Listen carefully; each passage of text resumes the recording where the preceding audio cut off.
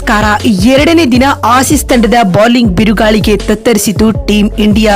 Travis Head ರವರ ಶತಕದಬ್ಬರ ಗೆಲುವಿನತ್ತ ಮುನ್ನುಗ್ಗಿತು ಕಾಂಗಾರು ಪಡೆ. ಹಾಗಾದರೆ ಸುದ್ದಿಯ ಸಂಪೂರ್ಣ ಮಾಹಿತಿ ಏನು? ಅಷ್ಟಕ್ಕೂ ಭಾರತ ಮತ್ತು ಆಸ್ಟ್ರೇಲಿಯಾ ನಡುವಿನ ಎರಡನೇ ಟೆಸ್ಟ್ ಪಂದ್ಯದ ಎರಡನೇ ದಿನದಾಟ ಹೇಗಿತ್ತು ಗೊತ್ತಾ? ಹೇಗೆ ಇದರೆಲ್ಲದರ ಬಗ್ಗೆ ಇವತ್ತಿನ ಈ ಒಂದು ವಿಡಿಯೋದಲ್ಲಿ ತಿಳಿಸ್ಕೊಡ್ತಾ ಹೋಗ್ತೀನಿ.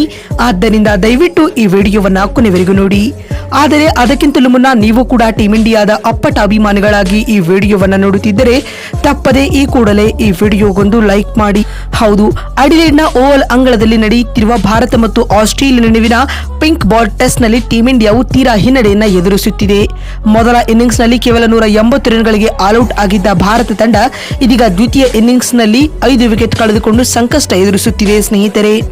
ಇದಕ್ಕೂ ಮುನ್ನ ಓವಲ್ ಅಂಗಳದಲ್ಲಿ ನಡೆದ ಈ ಒಂದು ಪಂದ್ಯದಲ್ಲಿ ಟಾಸ್ ಗೆದ್ದಂತ ಟೀಂ ಇಂಡಿಯಾ ತಂಡದ ನಾಯಕ ರೋಹಿತ್ ರವರು ಮೊದಲು ಬ್ಯಾಟಿಂಗ್ ಮಾಡುವ ಆಯ್ಕೆಯನ್ನ ಆಯ್ದುಕೊಳ್ಳುತ್ತಾರೆ.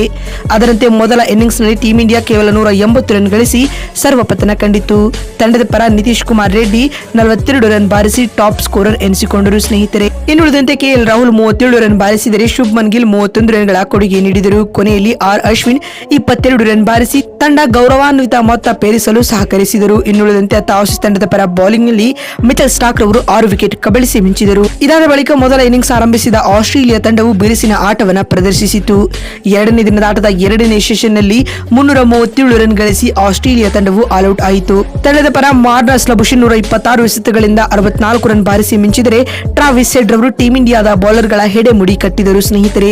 ಭಾರತೀಯ ಬೌಲರ್ಗಳನ್ನ ಹೆಡ್ ಆನ್ ತೆಗೆದುಕೊಂಡ ಟ್ರಾವಿಸ್ ಹೆಡ್ ಅವರು ವಿಸ್ಫೋಟಕ ಶತಕ ಬಾರಿಸುವ ಮೂಲಕ ಮಿಂಚಿದರು. ಅಂತಿಮವಾಗಿ ಟ್ರಾವಿಸ್ ಹೆಡ್ 141 ಎಸೆತಗಳಿಂದ 140 ರನ್ ಬಾರಿಸಿ ತಂಡದ ಮೊತ್ತವನ್ನ 300ರ ಗಡಿ ದಾಟಿಸಿದರು ಸ್ನೇಹಿತರೆ. ಇದರೊಂದಿಗೆ ಆಸ್ಟ್ರೇಲಿಯಾ ತಂಡವು ಪ್ರಥಮ ಇನ್ನಿಂಗ್ಸ್ ನಲ್ಲಿ 337 ರನ್ ಗಳಿಸುವುದರೊಂದಿಗೆ 157 ರನ್ಗಳ ಬೃಹತ್ ಮುನ್ನಡೆಯನ್ನ ಕೂಡ ಪಡೆದುಕೊಂಡಿತು. ಮತ್ತು ಟೀಂ ಇಂಡಿಯಾ ತಂಡದ ಪರ ಬೌಲಿಂಗ್ ನಲ್ಲಿ ಜಸ್ಪ್ರೀತ್ ಬುಮ್ರಾ ಹಾಗೂ ಮೊಹಮ್ಮದ್ ಸಿರಾಜ್ ತಲಾ 4 ವಿಕೆಟ್ ಕಬಳಿಸಿದರೆ ನಿತೀಶ್ ರೆಡ್ಡಿ ಹಾಗೂ ಅಶ್ವಿನ್ ತಲಾ 1 ವಿಕೆಟ್ ಕಬಳಿಸಿದರು. ಇದಾದ ಬಳಿಕ ತನ್ನ ದ್ವಿತೀಯ ಇನ್ನಿಂಗ್ಸ್ ಆರಂಭಿಸಿದ್ದ ಟೀಂ ಇಂಡಿಯಾಗೆ ಆಸೀಸ್ ವೇಗಿಗಳು ಶಾಕ್ ನೀಡಿದರು. ಕೆಎಲ್ ರಾಹುಲ್ ಕೇವಲ 7 ರನ್ ಗಳಿಸಿ ಪೆವಿಲಿಯನ್ ಹಾದಿ ಹಿಡಿದರು. ನಂತರ ಯಶಸ್ವಿ ಜೈಸ್ವಾಲ್ 24 ರನ್ ಗಳಿಸಿದ್ದ ವೇಳೆ ಕಾಟ್ ಬೆಹೆಂಡಾಗಿ ಅಲೆಕ್ಸ್ ಕ್ಯಾರಿಗೆ ಕ್ಯಾಚ್ ನೀಡಿ ಪೆವಿಲಿಯನ್ ಸೇರಿಕೊಂಡರು.